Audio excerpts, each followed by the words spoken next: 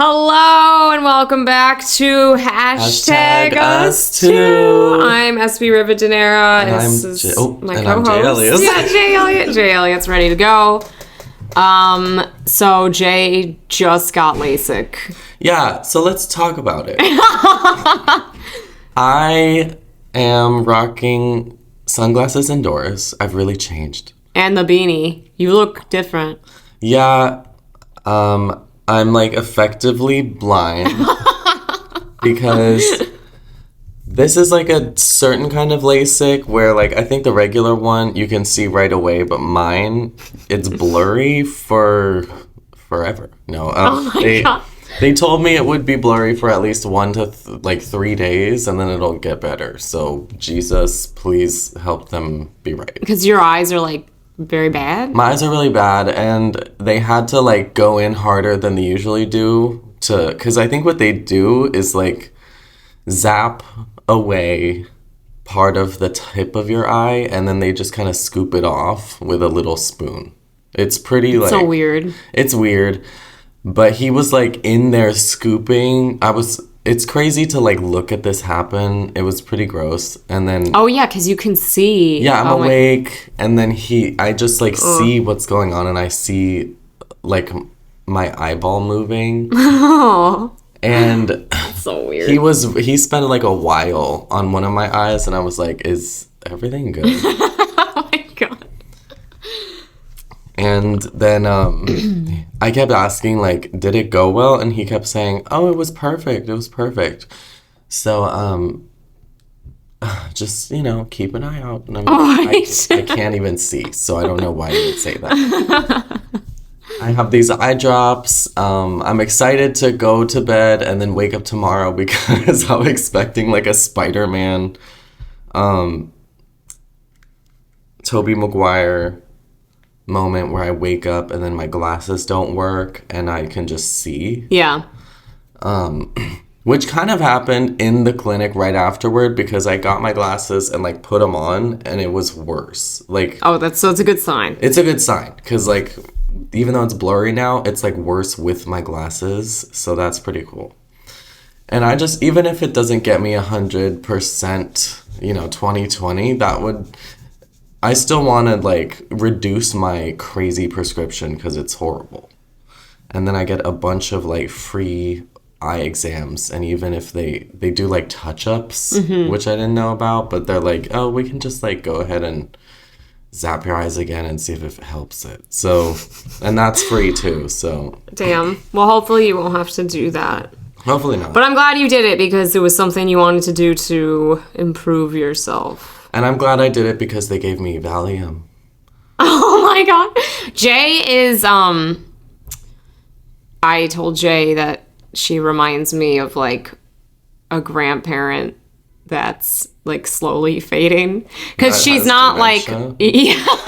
like because she's like a little less emotionally in tune. It's like very slight. And then the glasses and the beanie, I'm like, who are you? No, but and then your voice is different because you were singing so much, so it's like just different. So I'm like, Yeah, it feels yesterday like- I went too hard with my voice. I think also like people have been getting sick in my office, and then my throat wasn't feeling the best, and then I was just like, I'm gonna sing anyway, and then now I can sing so low. It's crazy. So I sound like Darth Vader or something. Yeah, I think I'm trying to because I'm going through a breakup. I'm trying to figure out what to do for myself. Well, I think that's why I was saying, well, you were doing the LASIK to like make yourself better, and you're like, I don't want glasses anymore. Maybe Yeah. I realized, I don't know if this is dumb. I'm like so into music. Well, me and Jay have talked about this a lot. I'm not good at singing at all, but I love listening to music, so I've been trying to listen to more music. Shannon Harris was over today. I talked to her so much about God. I just Really? started saying God. Yeah, the universe. I usually say the universe, but sometimes it's easier to... I've been talking to God a lot the past 2 days. And I'm like, is this why I'm happier? I think. That's interesting. And I talked to Hamza about it too yesterday. Wow. Okay, so what do they say? People are really into God. I thought it was funny because I remember at one time I was talking to you about it and you were like, I think this is weird. And I was like, it's not weird because I feel the same way. But it's something I like don't really talk about because I think it does sound weird or crazy. I had asked Hamza, I was like, do you think it's bad to ask God for stuff? Like sometimes I feel bad or like I hadn't been talking to God about how much this breakup is bothering me. Because I felt bad. Because I was like, I don't want the universe to be weighed down. There's like people dying, and I don't want to ask for that. I feel like selfish. Yeah. And then Hamza was like, well, and I asked if like, what is in Islam, like, what can you do? And he was like, you should be asking. Yeah. And there's enough to go around that you can ask. Yeah, it's almost like saying God isn't powerful enough to do it all. I know, I didn't think of it that way. And then Hamza was like, also God knows because they're all knowing. So like, they're going to know that you want to ask that question or how you actually feel. And I was like, oh yeah, like I'm so stupid. I'm like, yeah, this is like an omniscient, omnipresent force. Of course they're going to know. And I think because of me talking to the universe, I realized I don't know what I want in a relationship. I'm being so vulnerable right now. And I think that's why I haven't found it yet. Because I was like... You're not being specific? No, it wasn't even that. I was like about to ask the universe to like repair this relationship. And then I didn't because I was like, I don't even know if I want that. Okay. And then I was like, what the hell do I want? And I could list some things, but I wasn't totally sure. And I was like, maybe this is why I haven't found it, is because, like, a lot of motivational speakers talk about if you don't set goals, like, you're not going to find success because there's no, like, map to it.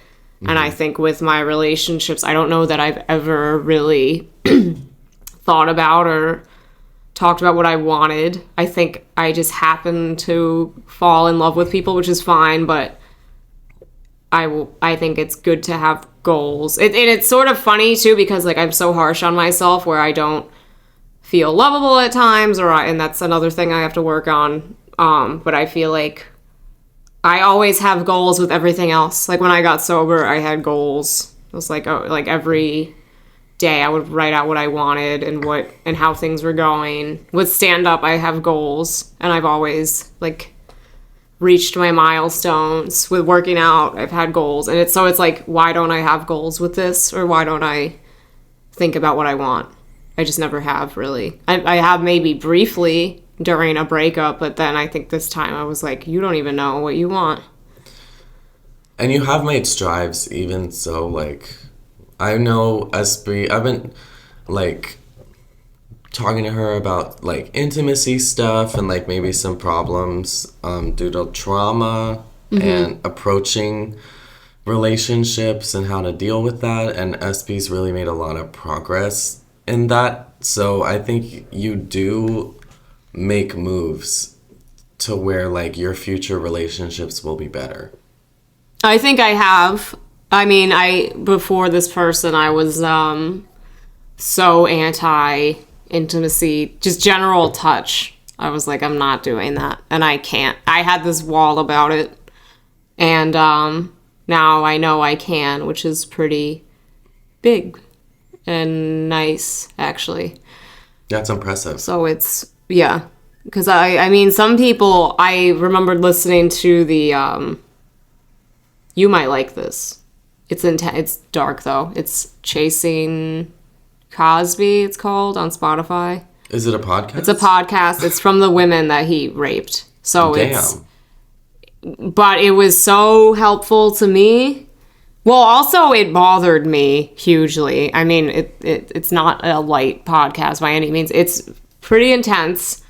But I feel like most people should listen to it to try to understand what's going on in the mind of somebody that has been raped, or, you know, I don't know, try to be aware of any signs of this sort of thing happening. Mm-hmm. it was a good podcast, but then it was like, it really sucked to hear that some of these women that are older than I am because of this thing, like a couple of them were like crying or like, I can't have intimate relationships or it's so hard for me. And I was like, oh my God, is that just going to be like me? Like, am I just never Gonna be able to move on. Yeah. Yeah. So I was like very worried about that because it wasn't that I had intimate relationships after my rape, but then it wasn't good and it wouldn't work because of my trauma. I had like a lot of aggression. I didn't really enjoy it. But then this time I did, which was nice. Yeah, and I've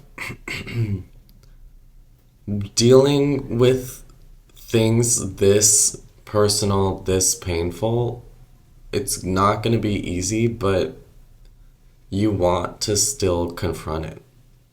I want to. I mean, I've confronted so much when I got sober, and I think I have a sense of like life not being that long because of the things I've been through. So I was sort of, well, I was talking to Jay a lot about it actually, and my therapist, and both you guys were sort of like, well, you're just not gonna try? Like, my therapist was kind of funny. Like, there had been times where a guy would like me and he would sort of be like encouraging me to be like, yeah, date him or whatever. And then I'd be like, no, I told him no, and like turned him down. My therapist was like, oh my God, okay, that's fine. Like, but I could tell he was like, this girl just needs to get laid. And, but yeah, I think I really thought about it because I was like, am I just gonna like never try again? Because I really was, I mean, for it was like almost 2 years of time where I wasn't with anyone. And last week, it was actually, so in therapy, I was like telling my therapist, I was like, oh, I crave touch. And he was like, what? And I was like, what? And he was like, I've never heard you say that. He was like, it's always been like, I don't like people near me. I don't like touch. He was like, so that's good. Because I was like, I think I missed that. Like, I was telling him how I feel like in this breakup I'm going through withdrawals. And I was like, maybe a big part of it is the physical part where I just miss, like, not even sex, but like the being held part is like huge to me. Yeah. And, but he was like, that's so good. He was like, I know it like sucks, but he's like, that's great that you are like craving that because you aren't. And I was so weird when I wasn't, to be honest. Like, it wasn't normal. I think people need touch. I was getting very strange during that like 18-month stint of no contact. Yeah, I think sometimes people hook up with people. Everyone gets horny, but it's mainly physical intimacy that people are craving. I mean, I was telling you, I was like, I wouldn't mind just like kissing somebody, but if I could just like hire somebody to cuddle me for like 15 minutes. So I was thinking, like, cuddling is huge. That's what I want more than anything. I don't even care about the... And people are professional cuddlers. Are they? Yes. I hire like some random cuddler.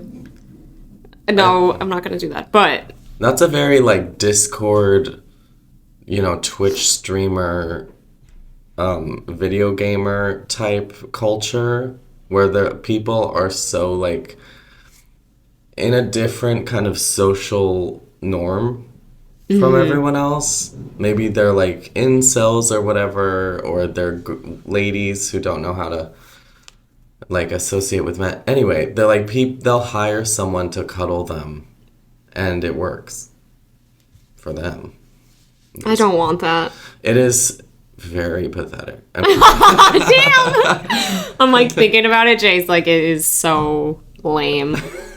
Well, even so, I'm glad I have Gia because I think some comic was telling me to, like, even pets, like, having that pet. It's like people go see puppies for stress, but I'm like, this hasn't been easy at all. I've been pretty miserable, but I mean, Gia helps so hugely. I mean, I think I have like a responsibility to her as a pet owner, to like keep things clean and to feed her and like keep myself okay so that I can take care of her. but then she's also just so sweet, and it's like, yeah, it's not my boyfriend loving me, but I'm like, she feels like a part of my family for sure. Yeah. So I have like this animal that just cares about me, and it's great. Yeah, it's like why people become cat ladies, because they're like, these animals are enough. It was funny when I was taking Theo to the hospital. Theo is a bunny. He's my neighbor. He got very sick on Thanksgiving. He's okay, but I had to take him to the bunny ER on Thanksgiving. The cab driver on the way back when I was taking Theo home, he was like, "It's a bunny?" And I was like, "Yeah." And he was like, "I have cats." He's like, "I think cats love people more than people." He was like, "My ex didn't love me the way my cats did." We were like laughing about it because I was like, "No, they're so sweet." And I was like, "Yeah, my boyfriend," I told him, I was like, "Gia's more excited to see me than you are." Like, but they're so sweet, and it like weirdly has almost set my standards higher where I'm like, yeah, you have to be excited to see me the way my rabbit is excited to see me. Like, I'm like, you gotta be like, I don't know, but they're very loving. Their animals are so unconditionally loving. Yeah, I don't know how to access that part of a person where, like, because I think people always make it complicated. There's always trauma, there's always fear that fucks with, like, how you relate to each other and power dynamics. Where with some couples, they're like, oh, I don't want her to think I like her too much because... But I do not like all that bullshit at all. It pisses me off. Because if I love someone, I'm like, this is... We're in it. Yeah. I'm very, like, loyal. And I know there are other people out there like that. Yeah. So I just need to find that person that's not going to give up. Because every relationship is tough. And there's always going to be, at some point, some sort of conflict. But I just don't... like breaking up should not be the first option. Or I think if you're so like, I don't know, that's like my family, I'm not like estranged from them. I'm sure that does happen to people, but I think my family's very loyal too. We've had so many conflicts in my family, but we all love each other, and it's like we stick together. Oh, me too. Like, my family life growing up was pretty wild. Mm-hmm. It was a lot of fighting, especially my parents. A lot of just, like, stress. People throwing things and breaking things and, like, weeping. It was so... Oh, my God. It was honestly, like, a crazy war zone in my house, and nobody was chill. So, I forgot where I was going with that. But you were just sort of relating to how, like... with conflict, and then you still love them, though. I still love them. My sister and I kind of had some, like, fucked up stuff from my mom. Mm-hmm. And it took us a while to forgive her, but I figured, you know what? I would rather we be a family and figure out a way to make it work. And she didn't, and she hasn't spoken to our family in, like, a while. Like, that's... I mean, hopefully she can... that had happened with me and my family. It was 1 year, but I didn't talk to them. But I think it's better to figure out a way... It is. To be together and to make it work. I mean, it's not normal for people. People will push people away out of hurt or their own traumas or insecurities. But, I mean, at the end of the day, like... Me and Jay have talked about this a lot. There are these... We're built to be... We're social. Like, humans are just social beings. Mm-hmm. You're supposed to be, like, in a family unit. Like, you need to be a healthy, functioning person, you need, like, friends and social interaction and your family. That's not good for... I don't know your sister, but I'm like, that can't be good for her. Or your parents. I mean, that's very heartbreaking. When I chose to not speak to my parents, and I was heartbroken. It's not good. They were heartbroken, too. And then eventually we kind of came to, like, an understanding. But I was miserable. I had shut them out. There was a part of me that's like, am I just shutting them out for good? I don't ever talk to them again. And my therapist helped me realize, like, that was just so not okay for me. Like, it just made me so un-okay. I was getting high a lot, too. I mean, went through a different breakup during that time. I didn't really have friends either. It was when I moved here. And then I had no family. I had nobody. I had, like, no support system. So I was just getting high every day and trying to do comedy. Being alone is very sad. It was horrible. I was more And it's depressed than dangerous. Yeah, it was dangerous. I shouldn't have been. I was not well. I wasn't taking care of myself. And I felt very lonely. So I used to be so antisocial in my like angsty teen, early 20s years where I wasn't really close with my parents or like I didn't have too many friends. Where I would go days without using my voice because I just wouldn't speak to people. it's horrible. Dude, that's so bad.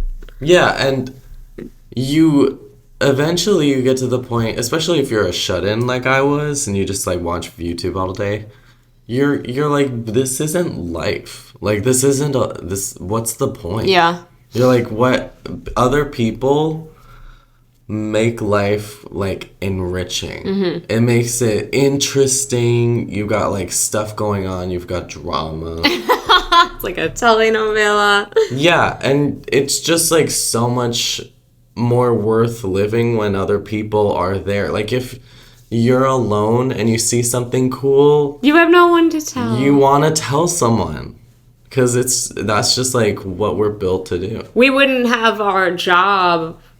I'm a comedian. I need other people to do this.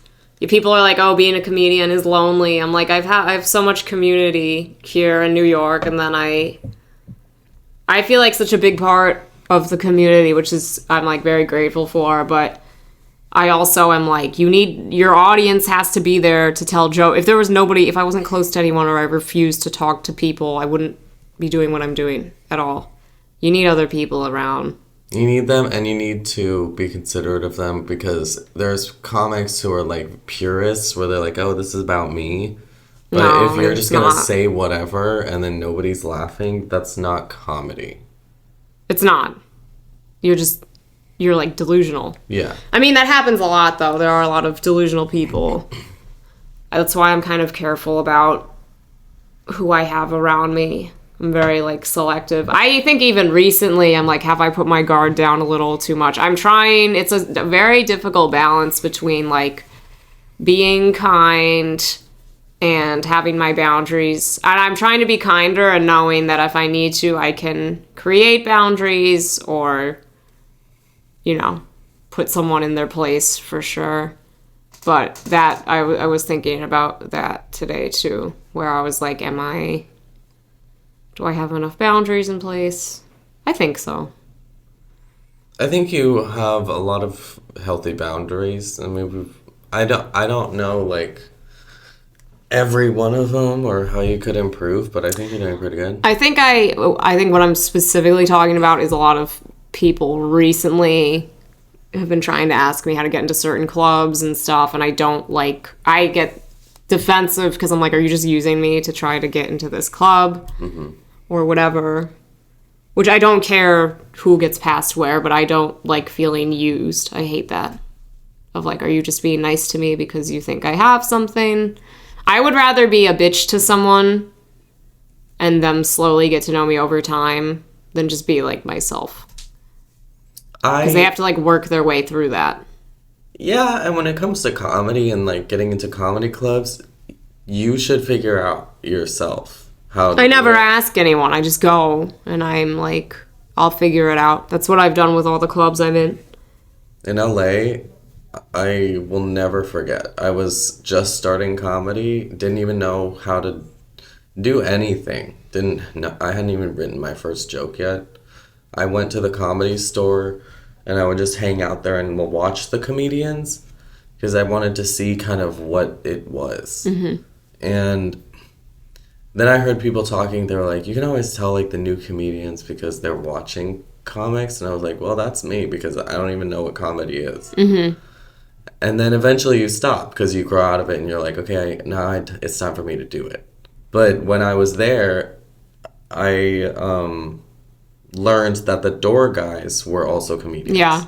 And that it was actually like prestigious to be a door guy at the Comedy Store because that meant that you had to be vetted by like your comedic potential. So I asked one of them, how do you get a job as a door guy here? And then he said, you have to work very hard for years and you have to really sacrifice a lot and do everything yourself. And you're probably not going to be able to do it. Mm-hmm. I remember you told me this story. And I was like, okay. Yeah. I was like, I can do that. And he goes, good luck. But it was such like a dismissive, like blunt and like rude answer because people are always looking for like an easy way. Yeah.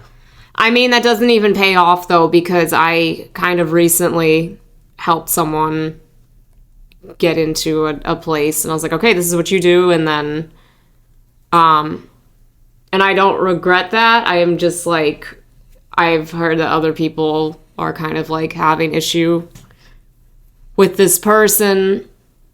And I was like, well, it doesn't really matter because if they're not putting the work in, I mean, I think maybe that makes me look a little bad. That's why I'm trying to be more careful about who I like recommend. Mm-hmm. I do try to help newer people that I see working. But I get frustrated when people stop working.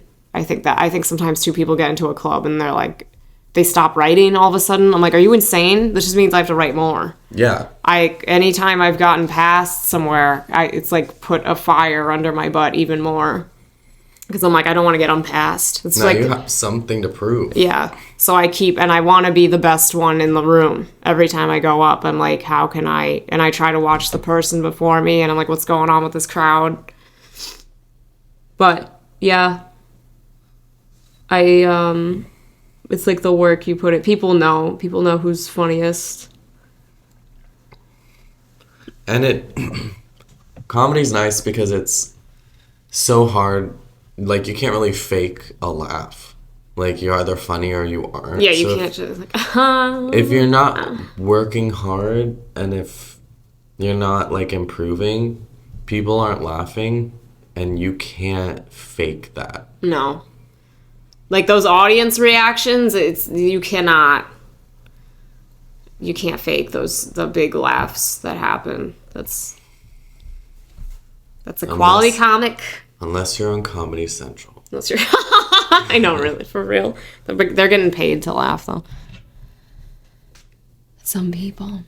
Oh, I don't know if I finished my thought on this. Do you ask the universe for stuff? Do you ask God for stuff? Not really. I mean, today, big stuff, yeah. Like, I'll just, like, throw hands up to Jesus and be like, please don't let me go blind today. Please let this just work out because I'm helpless in this moment. Right. And this is, I understand that this is like a turning point. Like, if it goes south, this could be horrible for me. Yeah. And it could be a lot of work. And then if it goes good, then it's just like propelling me forward. Right. So I'm like, this is up to you, and I know that, so please just like help it go good. But a lot of the time I don't. And I was in church a long time, and people around me would constantly be like praying, and there's a lot of problems I have with church. I'm a Protestant Christian, but I don't attend church. I find it really difficult to associate with Christians because there's just so much disingenuous like language, and like when you pray, people would pray with this weird lofty like fancy archaic language, and I'm like, you think Jesus doesn't speak English? Like, yeah just talk to him. I mean, I would think they would know all the languages, honestly. Yeah, he literally hears your thoughts. Like, you don't have to like translate for him. Especially with Catholics and Latin. Like, to me, that's crazy. Like, he wasn't even Roman. He was Jewish. So for them to think Latin is the holy language is honestly stupid. But it's funny because Shannon was like, "Oh, you're religious," and I was like, "I've never gone to church. I've never been anywhere." But then I realized today, I was like, "I guess I am," because I do believe so strongly in the universe. But I've never gone. And I was telling Jay, I don't know if we mentioned this on the podcast or this was like our personal conversation, but I feel like I've talked to a lot of religious people, and just in my own life, I've discovered my beliefs or something, or I have a sense of how the universe works. Mm-hmm. And they were like, "Oh yeah, that's like in the Bible or in the Quran." And I was like, "Oh, there's a lot of similarities." And I was like, "And I never went to church. I just have felt this." Yeah, it's like a common thread in just like the way people operate and the way things happen, where you can kind of get a sense of like something's up. Something is, because I think I've struggled. I mean, even to this day, sometimes I'm like, what is going on? Why are we here? Is there a God? Is there not? What is the universe? What the hell is happening? But I think even my own life is an example of like, on paper, this should not be working at all. This doesn't make sense. My life, I live in the Upper East Side in a beautiful apartment, and I've only been doing comedy for the past 3 years. It was like, this should not be, I'm like knocking on wood. God's like, "Oh, you want it to be harder?" I'm like, no. But I'm like, it's just, I think because I followed my gut and I'm working on what I believe is like this is my calling, I guess.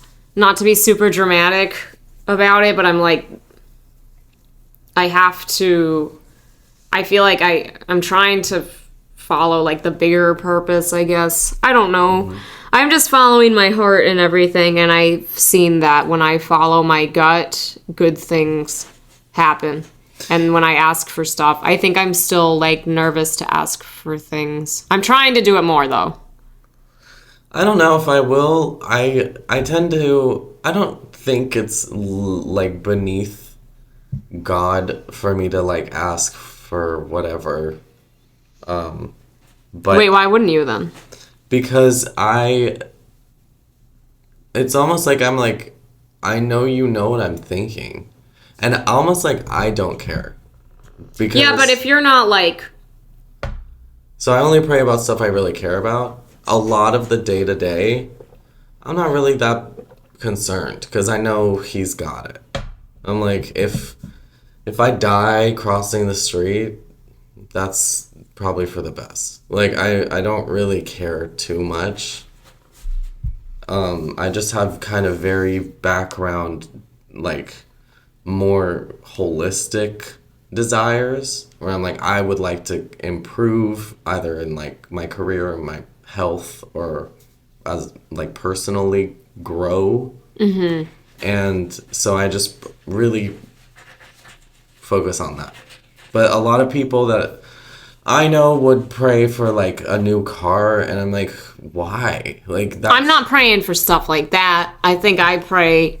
Actually, that's not true. I prayed for like a Swiffer and it came. It did though. Anytime I've prayed for something like that, it'll come, and I'm like, oh my God, am I being like wasteful? But I think now I am trying to pray for, like, I'm trying to figure out this relationship stuff.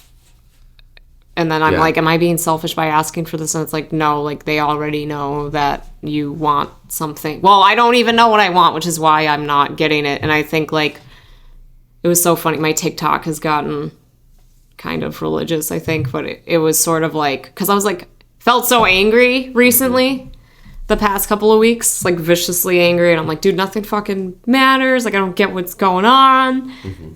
Which is also stupid because I've been in this situation before or similar things, and then, like, there is a reason for it. Yeah. And you realize after, I'm just not patient.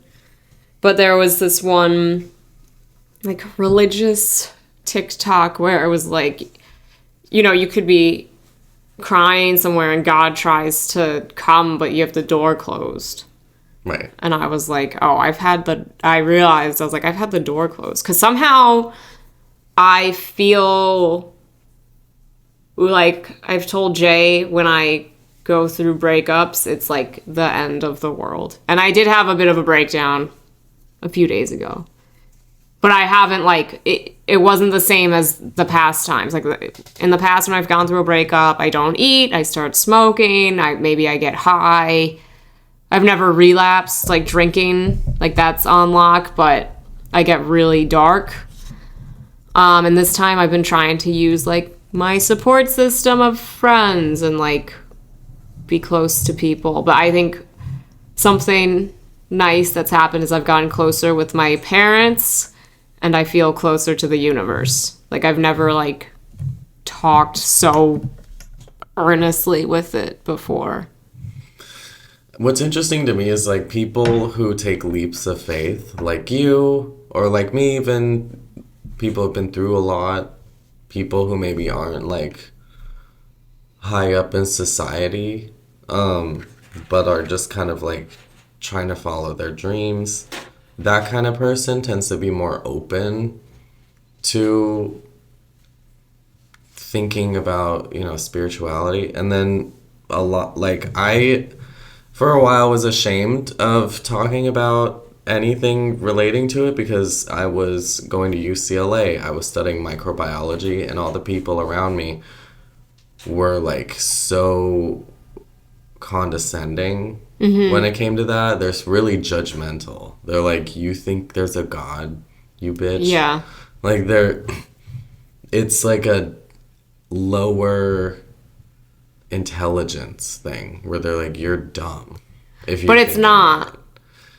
And I think that's a kind of like a privilege thing. If you're very smart, or if you come from, like, a high income bracket, and your life is comfortable, and you know how your life is going to go, and you don't really need to rely on anyone, then you don't have to worry about spirituality because it's all kind of working out for you. But what kind of life is that even? I mean, to feel so... You can't be happy, I don't think. I mean... They're always searching for what's going to make them happy. I mean, everyone is, but there's a lot of, like, delusions of control, I think. It's also the same kind of person that tends to, like, lean on drugs. I mean, I like the big book for AA. It's just a, sort of a guide, and I was like, is that the Bible? Like, I didn't even know about this book because I didn't go to AA until the past year. And they're like, you don't have to be religious, but it's just interesting to me how it like, insists that you should believe in a higher power. And the guy, like, one of the writers... The guy in it was like, he's, like, very scientific. It's like, I've known people that are very smart in that way, and they're also religious. And as I get older, I think I'm getting more religious, for lack of a better word. I guess so. I'm more spiritual now, I think. But it's not like I'm spiraling and, like, pushing myself into it, because when I was younger, I don't think I believed in God. I mean, I never went to church. I didn't really get it. I was like, it seems a little crazy. I hate church. I mean, I don't want to go. I mean, my family was very like, oh, it's not, they're, like, making money, it's not real, and they were like, if you believe in God, then that's all you need. Like, God knows. And I didn't get it either. I think I like to say the universe more, because I was like, I don't picture the universe as, like, a person. Like, I guess sometimes I picture God as a person, but I'm like, this is this all-powerful thing that you can't see, that's always sort of around. Which is true. Yeah, and I'm like a smart person. I feel like it's just been through my own life that I've seen examples of it coming and helping me, and there's something doing something. That's all I know. There's something I don't know how to explain it. I've just had so much happen in my life where, like the universe has intervened or helped me out that there's like no explanation for. So I'm like, oh yeah, I believe very much in the universe. Only because it's shown itself to me. Yeah, it's pretty crazy that I'm a Christian because, besides the fact that I was like a scientist, it's the fact that I'm trans or queer, grew up in a Christian home and that was a problem. Like one of the biggest issues, people telling me that I was going to hell, that God hated me because of who I was. For me to become a Christian either means that I'm super self-hating and don't know how to deal with my trauma, that I kind of run to something that was just familiar and offers a sense of control, or that there's something to it that I independently discovered. And I definitely hated God for a long time because I thought he hated me. I was like, my life sucks and that's your fault. But I think that was from the church. I don't think that was from the universe or God, because I feel like this is kind of my theory, is that you seem happier now and more confident, and it seems like things are going better for you since you've come out as trans and you started transitioning. Oh. And I'm like, that's the universe rewarding you. Like whenever like, for example, when I was at my lowest point, I was drinking, I was starting to get sober, and that scared me, and I didn't know it was good for me, but then the universe was, like, rewarding that piece by piece, and then I saw progress. So I think when you do things, because as an addict, I didn't know what was good for me. Yeah. As an addict, I would get mad at people because they wouldn't want me to drink or they wouldn't let me drink. And I was like, you don't know. This is what I want. And I didn't know. And the universe was like, this is not the right thing. Because I was like destroying myself. And then I think when you do things that are good for you, that make you feel good, that aren't like drugs or sex or alcohol, you get rewarded for that.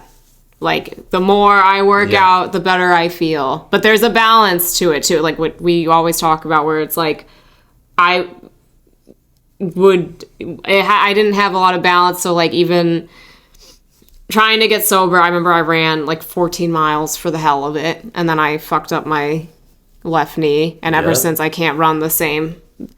I can't run, like, long distances like that anymore. So which is fine. I mean, I shouldn't really be running. Like, no one should be just doing that casually. I was running, like, 10 miles, be like 8 miles one day, 9, 10. I was like, I want to see how far I can go. And then I messed up my leg. And it's like, okay, then I learned by myself about balance. Because I had a hard time with that. I still have a hard time with it. So I have to, as you get older, it gets easier, but.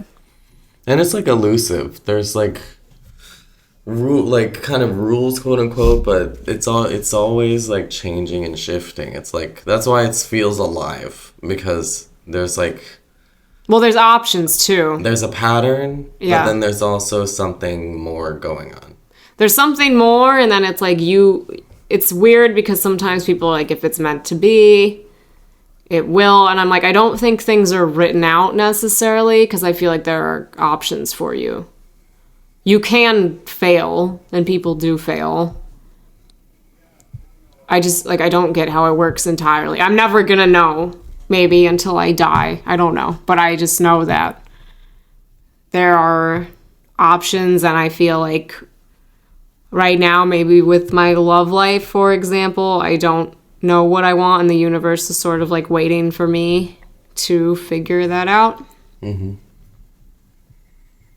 It's very interesting, though. I like whatever is happening. It scares me a little bit, too, because I don't understand it. I'm like, what is that? I'm like, is this all in my head sometimes? I'm like, I don't know, but I don't think so. I had some, like, experiences that were very spiritual that kind of cemented my beliefs, but ultimately, the thing that keeps it going is just, I feel loved. And I never felt loved. Growing up, I was always judged. And people were like disgusted by me, and I felt really alone. And then now I don't feel that. I also feel I've struggled my whole life with feeling lovable, and then this breakup made me feel unlovable. And I think I did, like, years ago, I hated myself, and then I started to like myself, and I think I'm getting very close to loving myself. But I'm like, I told Jay I kind of had like a breakdown, and then I talked to like my close friends about it, my therapist, and I was like, nobody was judging me, which I wonder if there was a part of me that sort of acted out in like trying to get people to say I was crazy or something, and like nobody did, and I was like, oh, people do just love me. Yeah. Like no one, like, and people check in on me, and I also feel loved, like, and I think love is like the main sort, like I've only seen good things happen with love, or like real change happen with love, which is how the universe operates. I think that's like the biggest component of it. So I also just know, like, whatever is happening, my life is moving forward and improving because of the love in my life. And I think the whole point of life is love.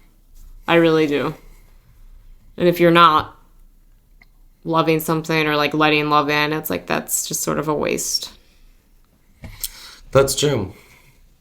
I do think there is like a balance, as always, where like there's love and hate, and those two kind of clarify each other. So if you're gonna have love, like, it's almost like heaven and hell. Like, the fact that there is a hell clarifies the heaven. But I don't know. It all gets really complicated.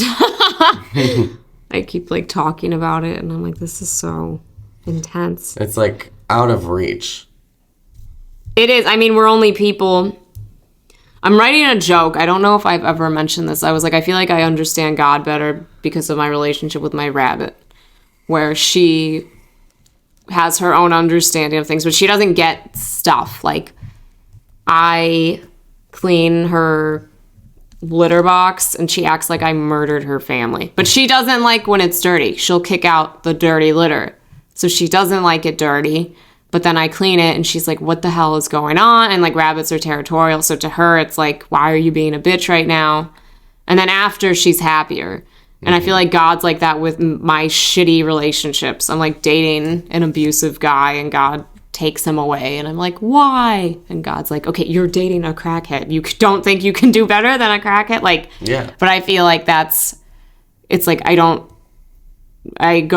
like people go through grief and then you learn something after the fact. But I don't know what like the forces are. Like Gia doesn't get it. I was like, God is sassy because like, so I've asked for stuff and God's like, no. I love that he just like. But they know what's best for you. They know what's best, and it's just like such a rejection. It is. Well, I have begged God to bring like men back to me. I feel like I'm always praying about love. Mostly. And I've been like, let me have him, and then God wouldn't, and then looking back, I'm like, oh, thank God. I was like, dude, like looking back, even when I told you I was like in love, I'm like, what was I thinking? Like once I got my clarity and I was like, oh, and I took what I needed to learn from that situation, but like all of my men in the past I've dated, I'm like, whoa, like so happy that's over. Yeah. Agreed. I think that when I look back at traumatic things, there is kind of like a deep exhaustion and a wondering like, why did I have to go through this? But I can't help but acknowledge all of the good that came from it. I literally said the same thing to Shannon today. It was like some of the worst things that have happened to me. I'm still like healing from. I think that's what I like about you too. We've talked about how a lot of people don't change, but I'm like, I've seen you change as I've known you, which is kind of recent, to be honest. But I like a lot of people don't change or want to grow. And I think a lot of people have trauma, and I don't blame them if they feel stuck at all. But I'm like, I'm trying to grow and learn from it, and I've learned a lot. And the more I heal, I think the more I learn. It's so daunting thinking about how, like, much further you have to go. But if you look back, it's like, I can't believe that I've made it this far. I feel the same way. I'm like, wow, I've been through a lot. And I think, weirdly enough, I'm at a point where, I mean, even 8 months ago, I was like, I wish that never happened to me. Like, I wish I never... it was funny when I was like getting sober, I was like, I wish I never drank. Now I look back, I'm like, no, I'm glad I struggled with alcohol. I'm glad I'm not, it sounds weird to be like, I'm happy I was raped. I learned so much and how to like hold myself around people, and I learned about people and like how to demand respect more. Weirdly enough, I've like learned about that through that situation. So imagining how I would be if certain things never happened to I me. wouldn't be who I am. I'd be so ignorant. I agree. I wouldn't be empathetic. It's funny because like I kept feeling like, oh, maybe I'm unlovable because of this situation. And my ex kept being like, no, you are lovable because of it. And I think he's right, because I feel so empathetic to people. I don't think I would feel the same. I think too, like feeling unlovable, I'm like, I don't want anyone to feel like that. So I try to be nurturing. Now that I'm on estrogen, I agree. But before, I was like, fuck everyone. That's the testosterone. Damn.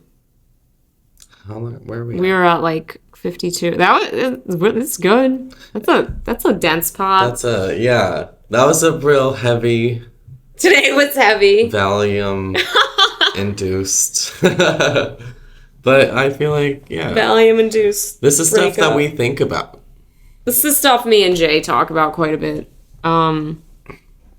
That I like. And if you don't, then you lead unexamined lives. You don't, fuck you, bruh. Just get super pissed. I don't give a fuck about you. No, I think we'll wrap it up there. Thank you guys for listening. Jay, where can they find you? I'm on Instagram _JAY Elliot 2 L's 1 T. I'm at SB Rivadeneira on all platforms.